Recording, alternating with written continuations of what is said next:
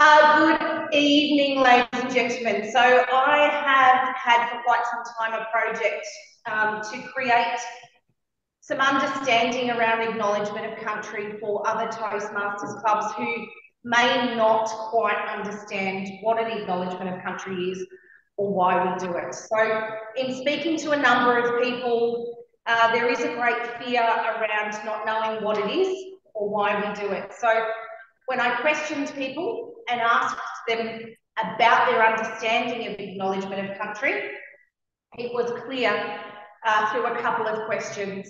The first one was they want to know what an acknowledgement of country is.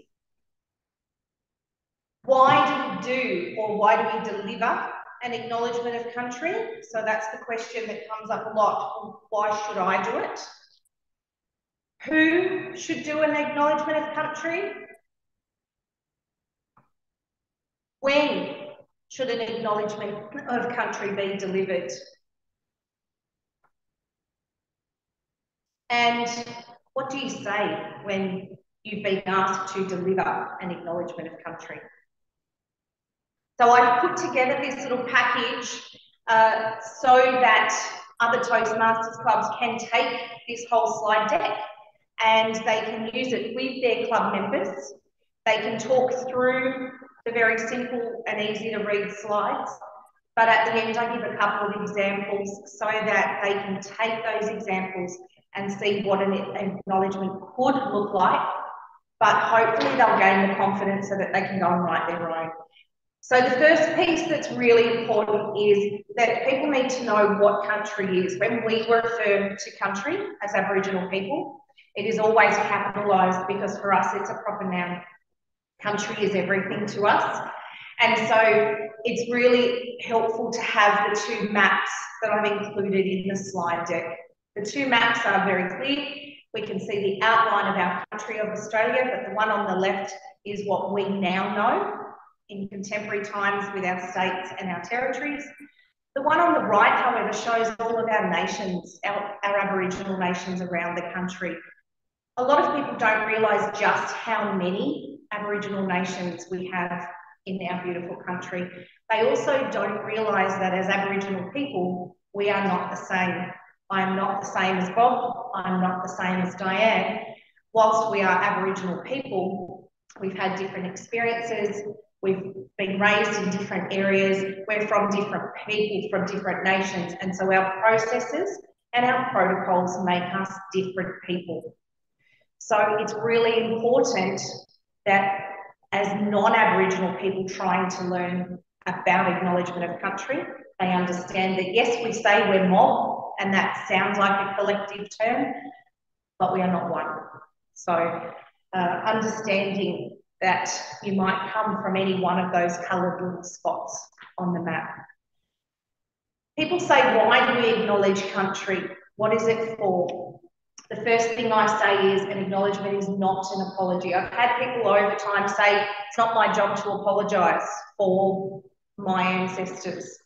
An acknowledgement is not an apology. And so I want the people at the various Toastmasters clubs to understand we're not asking for an apology. An acknowledgement is exactly that. It is acknowledging the fact that underneath the concrete and asphalt, this is Aboriginal land.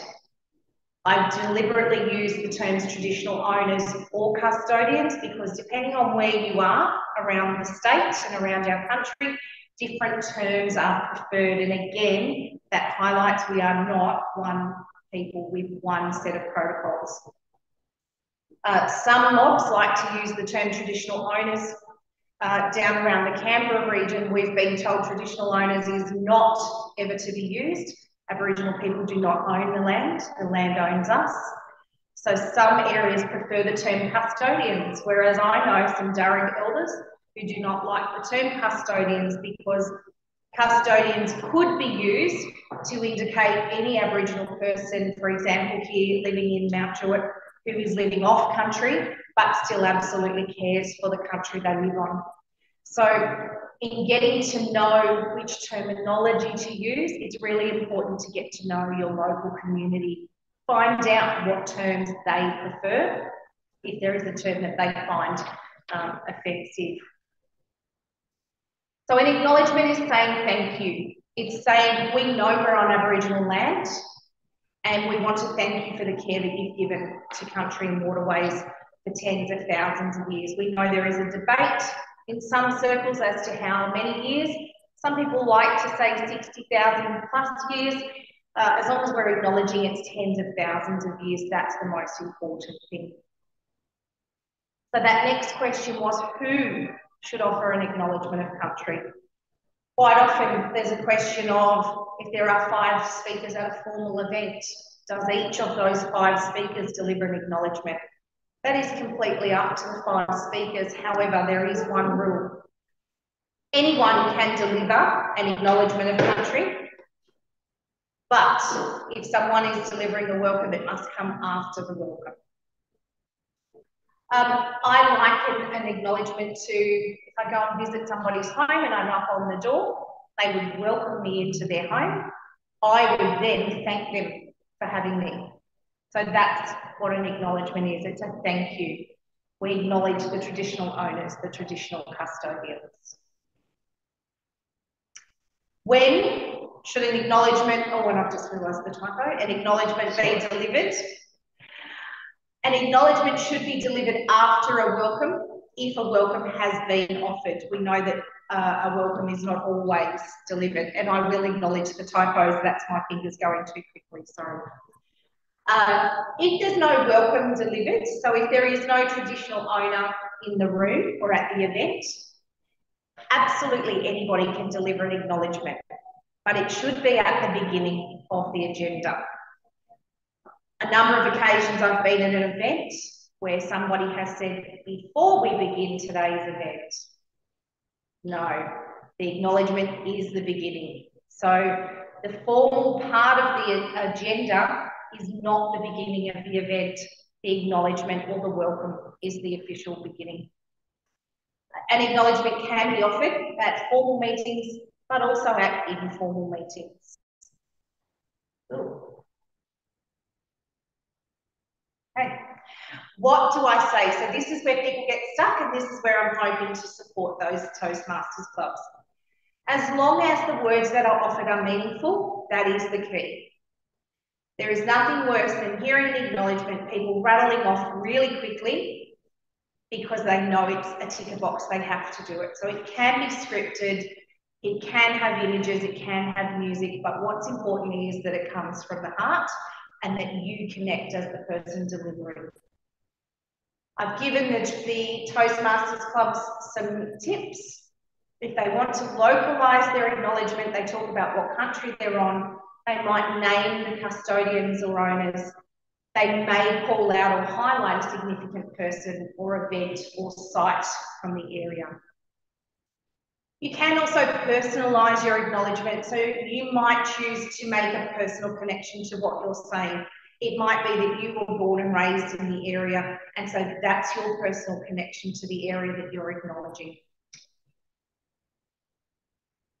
And a couple of examples I've provided for the Toastmasters clubs. Sometimes we might call out just the nation or the country we're on. We might not know the specific clan group. So example 1 shows us that. Example 2 goes into actually naming the clan group and the nation. There is no right or wrong, and I really wanted to highlight that for our Toastmasters clubs. There is no one way to deliver an acknowledgement. It's really important to understand that the way Bob or Diane or Tucky would deliver an acknowledgement would be very different to possibly myself and Jess and Kanga, just because we are all different. So an acknowledgement from a non-Aboriginal person will be very different as well. It doesn't have to sound like somebody else's acknowledgement. It is okay to write and read an acknowledgement. The most important thing is that it's meaningful and comes from the heart. So that is my support of our not our Koori Toastmasters, our Toastmasters clubs, hoping that they can take this project that I've created and build capacity and understanding amongst their clubs. Thank you.